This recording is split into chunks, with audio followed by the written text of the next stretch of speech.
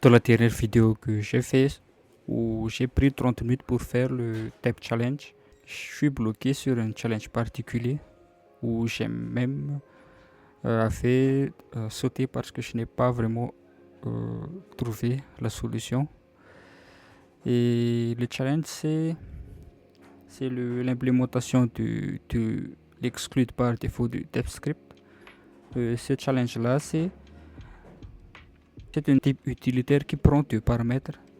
Par exemple, s'il prend ABC comme premier paramètre et comme c'est qu'on paramètre A, et donc le résultat attendu c'est PC parce qu'on va exclure A dans ABC. Et la solution, c'est quelque chose que je viens juste de voir, c'est le distributive conditional type.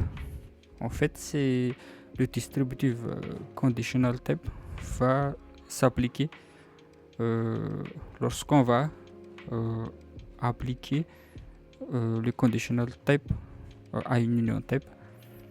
Et par exemple, ici, on a un type utilitaire toArray qui prend un paramètre générique et qui retourne un array de ce générique en entrée là.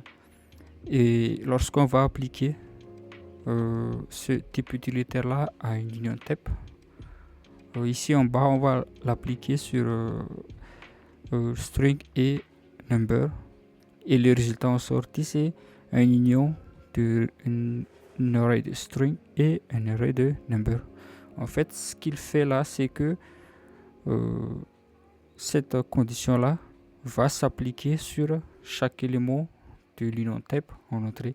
Donc il va appliquer la condition sur le premier paramètre, le string, et ensuite il va l'appliquer sur le second paramètre. Et c'est pour cela que le résultat, c'est l'union de tableau de string et number. Et cette même technique là qu'on va utiliser pour résoudre ce challenge exclude là. Et la solution, c'est on va tester si t extends de u.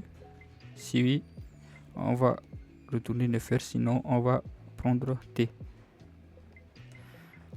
Et ce qu'il est en train de faire là, c'est qu'il va prendre d'abord le premier élément du premier paramètre, notamment a, et ensuite il va tester si a appartient